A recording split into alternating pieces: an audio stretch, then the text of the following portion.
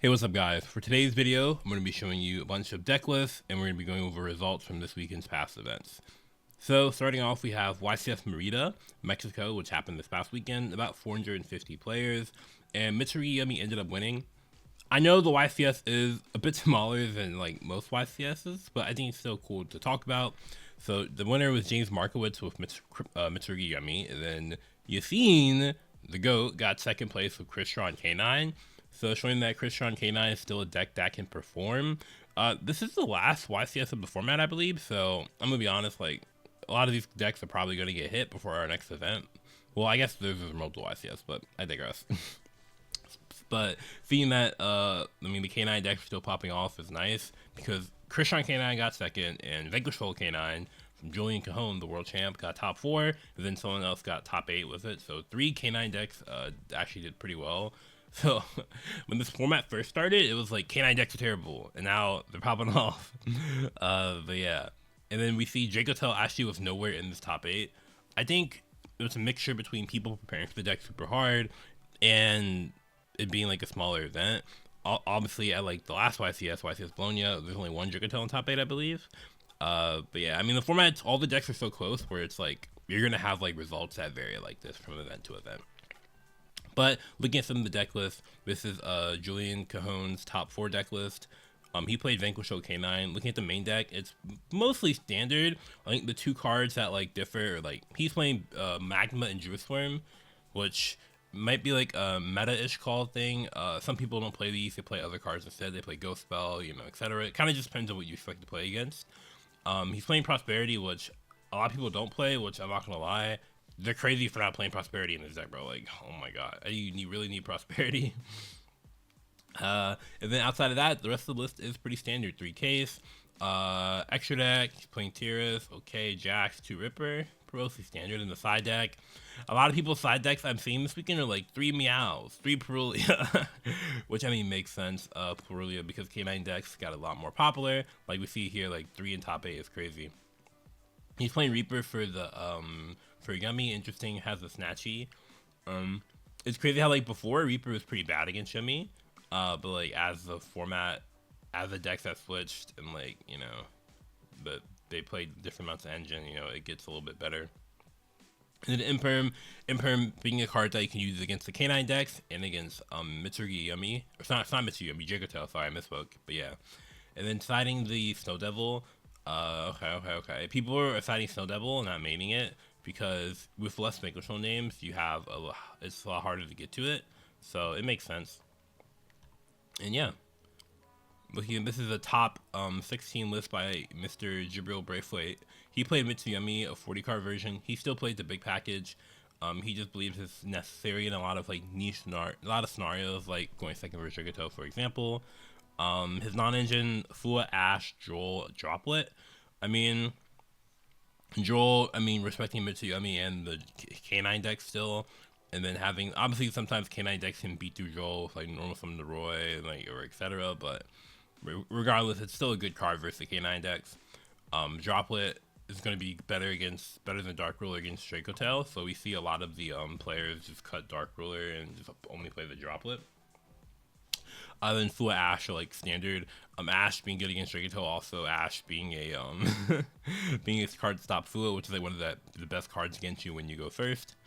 Okay, so the extra deck, he's playing Dugaris and Starham.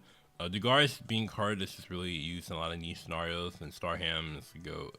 I mean, like the same with Julian's list. He's siding Perulia, siding Meow, so been siding Imperm as well.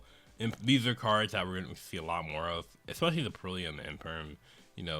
As the meta shifted, these cards insane against K9 decks. Obviously, like the best hand traps against them, like plus the Joel, and then Imperm also useful against Dracotail as well. No Ghost Spell on the list, but I think there's a little bit less Dracotail, and people are playing some more other decks, so I think it's fine. Still playing Galaxy Cyclone. This card is the best card against Dracotail if your deck can play it. Then we had the UK Open. This one had about 420 players. Jordan Gallagher ended up winning with Dracotail. So we're going to look at that. And the top 8 was pretty diverse. Something that is different, though, is we see 2 Radiant Typhoon did make top 8, which we do have the deck list here. I'll show in a second. But I think it's really cool that the deck's able to perform, and this top 8 was super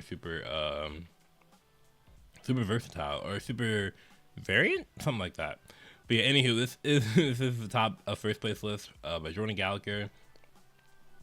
So we see playing 5 names. This is pretty common at Bologna. Non-engine, Ash, Bell, Nib, Fua. Makes sense. Magnamut. Okay, fair.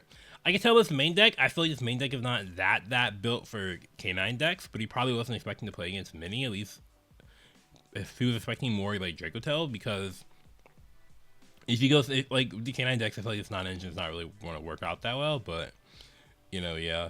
And then for the side deck, though, he was prepared for them playing. You know, if you play against K9 deck, we put in Pirellia, we put in Valor, we put in Imperm, so it does make sense. Sliding Crossout, sliding Cartesia, playing the Cross Sheep SP in the extra deck. Yep, mostly standard list. I mean, it works. You know, the deck is solid overall. The deck does its thing. For the mirror match, putting like Valor and Imperm, looking nice. But yeah.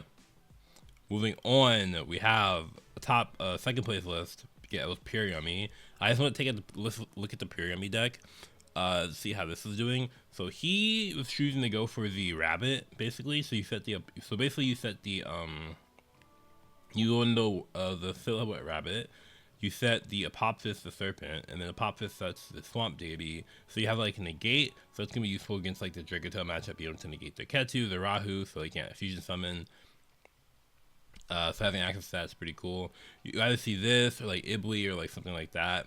You're just playing names, obviously. The one map, one map instead of the third engage for reasons, but fair. How many hand traps is this? 1, 2, 3, 4, 5, 6, 18. 18 hand traps. Not bad. It's just, I mean, it's a normal Pure Yummy list. Not really much to say about it except the Apophyst. And then we have the list that got top 8. Because as you see, actually 2 players made top 8, and apparently they both played the same deck list. So this is Radiant Typhoon Fiendsmith. So I mean, yeah, Radiant Typhoon Fiendsmith. The deck gets more support in the next set, which I have made a video on. But for now, the deck's actually still playable, which is pretty cool to see. It's kind of like a mid-rangey control style deck. I don't know if you guys know what the cards do, but it basically functions around like quick play spells. The end board can be pretty decent, a little bit inconsistent current format, but it's still pretty powerful.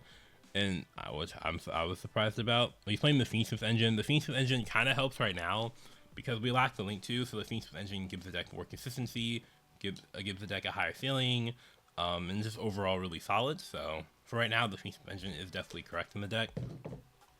I mean, again, like before, like Morelia or Pirellia, Meowth, like we see these cards in the side deck.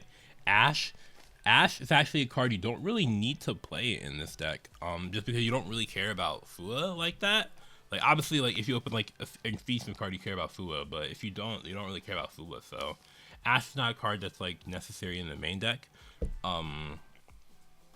Featherstorm, I mean the deck can play Featherstorm because Crosea is a winged beast, which is pretty cool.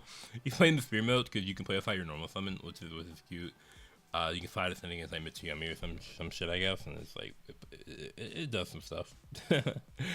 Extra deck is mostly standard. I mean, he's playing Fallen of the Virtuous, so he's playing the extra deck targets, and yeah, I think it's cool to see this deck do really well. I'm very happy with it. The format's looking relatively diverse at the moment. And then we have, this is another Pure Yummy list. Yeah, this is top 8 at a German regional. I wanted to show this because just to show the other approach people were taking the Pure Yummy. So people were playing like big K9, not big K9, but the Azuna in the deck is another hand trap, which I think against some matchups is better than the other options. And then because you play Azuna, you have to play these cards in the extra deck or some amount of them. Then it's siding the Ibli, so that because they play Pure Res Map, so like Map can actually search Ibli. So it's like one Ibli, no gigantic sprite, but you have like 4 copies of Ibli, so it's like kind of okay. So it's like, and you have like 7 Solemns, right? So it's like post side, you have like 7 plus 4 is 11. You have 11 quote unquote blowout cards. If we're counting a Solemn as a blowout card and an Ibli as a blowout card, we have 11 quote unquote blowout cards, which is actually like crazy. Obviously, in some matchups, like some cards are blood, some cards aren't. Like versus Dracotail, sometimes Strike is going to be terrible, but you know, overall, I think it's still pretty chill. And he was taking this approach instead of playing a like a an Apophis, which technically you're not guaranteed to get to some of these cards every game, but I'm sure like you're gonna have a higher percentage of insane hands when you like have like 11 blowout cards post side.